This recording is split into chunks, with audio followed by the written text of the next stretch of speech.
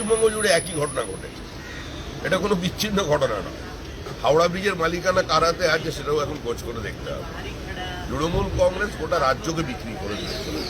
এরা নদীর পাড় চুরি করেছে, নদী চুরি করেছে, নদীর বোল্ডার চুরি করেছে, জঙ্গলের কাঠ চুরি করেছে, মিড ডে মিলের চাল চুরি করেছে, প্রান্তিক মানুষের ডাল চুরি করেছে।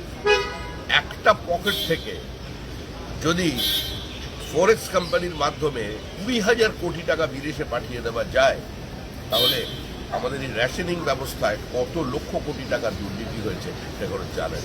স্বাধীন ভারতবর্ষের ইতিহাসের সবচেয়ে বড় দুর্নীতি পশ্চিমবঙ্গের যে খাদ্য কেলেঙ্কারি। আপনি নিজের দলটাকে সংগঠিত রাখুন। গভীর রাতে বিজেপি নেতাদের একটু কম ফোন করতে বলুন ওনার দলের নেতাদের, তারপরে বিজেপির স্থায়িত্ব নিয়ে কথা বলবেন। এই সরকার স্থায়ী সরকার। আগামী বেশ কয়েক দশকের মধ্যে আজকে যাদের বিরোধী বলে দেখা যাচ্ছে এদের ক্ষয়িষ্ণু শক্তি হিসেবে দেখা যাবে, এবং হয়তো এমন দিন আসতে চলেছে বিজেপিকে নিজের দলের মধ্যেই বিরোধী তৈরি করে পার্লামেন্টের আলোচনা চালাতে হবে। চ্যালেঞ্জ করবার আগে কত টাকার হিসাব তারা দিয়েছেন এটা মানুষের সামনে দাঁড়িয়ে বলুন। পশ্চিমবঙ্গের প্রান্তিক মানুষ, প্রত্যেকটি দরিদ্র পরিবারের মহিলারা জানেন তৃণমূল কংগ্রেসের পঞ্চায়েতের প্রধানদের শক্তি বৃদ্ধি এবং তাদের প্রাসাদোপম অট্টালিকা তৈরি, প্রধানমন্ত্রী আবাস যোজনা থেকে শুরু করে 100 দিনের কাজ, প্রাকৃতিক সম্পদ লুট, গণতান্ত্রিক ব্যবস্থাকে সম্পূর্ণ ধ্বংস করা, তার উত্তর তারা দিয়ে দিতে পারে। যাদের একটা পঞ্চায়েত নির্বাচনে জেতার জন্য ব্যালট পেপার খেতে হয়, বিডিওদের দিয়ে লুট করাতে হয়, পুলিশকে সিভিক ভলেন্টিয়ার্সদের ময়দানে নামাতে হয়, 3,500 পুলিশকে সঙ্গে নিয়ে একটা গ্রামের যাত্রা করতে হয়, তাদের কোনো নৈতিক কিংবা রাজনৈতিক অধিকার নেই অন্তত এই সরকারের বাজেট নিয়ে কোনো সমালোচনা করা।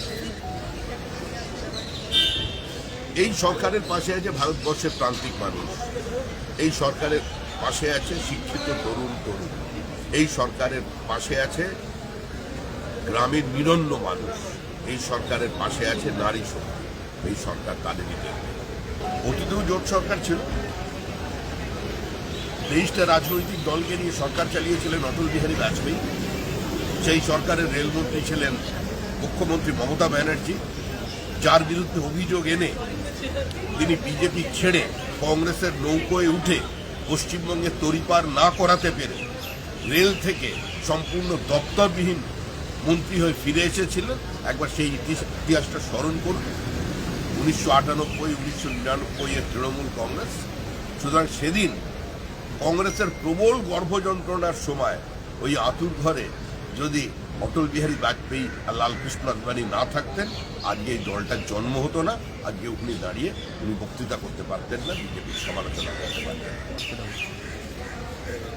দেখুন, উত্তর পূর্ব ভারতের কোনো স্পর্শকাতর বিষয় নিয়ে আমি কোনো মন্তব্য করতে চাই না। এই নিয়ে যা বলবার কেন্দ্রীয় দলের যারা মুখপাত্র আছেন তারা বলবেন, কেন্দ্রীয় সরকারের বিদেশ মন্ত্রক থেকে বলা হবে। আমি শুধু এটা মনে করিয়ে দিতে চাই যে এই মুহূর্তে তৃণমূল কংগ্রেসের পরিবারের মহিলারাই সন্দেশখালীতে তৃণমূলের আগ্রাসনের বিরুদ্ধে গণ অবরোধ গড়ে তুলেছে।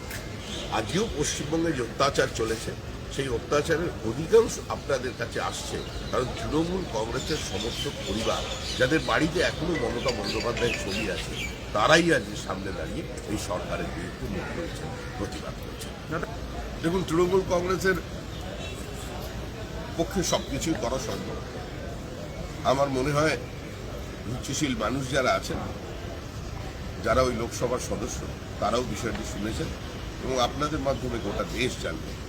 যে কোনো গণতান্ত্রিক ব্যবস্থায় শেষ কথা বলে মানুষ, এর উত্তর মানুষ।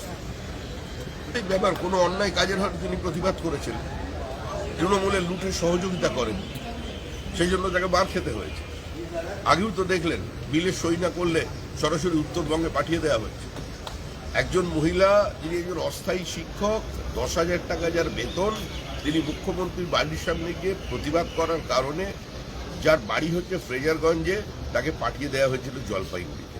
তো এত বড় প্রতিহিংসা পরায়ণ অসহিষ্ণু সরকার যেখানে আছে, তো তার যারা নিচুতলার কর্মী থাকবেন তারা তো সরকারের কাজকর্মের প্রতিফলন তাদের মধ্যে দিয়ে হবেই, এটাই স্বাভাবিক।